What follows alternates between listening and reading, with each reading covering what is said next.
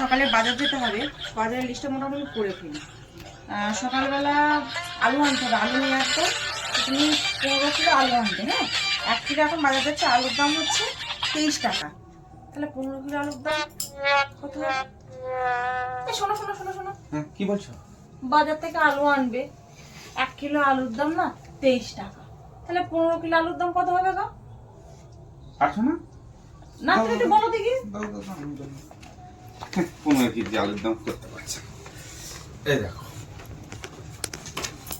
1 KG আলুর দাম 23 টাকা, তাহলে 15 কেজি আলুর দাম হচ্ছে, আমি যে পারছি না এটা বুঝতে দিলে হবে না।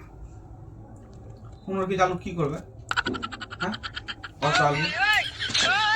5 কেজি আনলে হবে না? 5 কেজি আলুর দাম। তাই না, তাই হোক।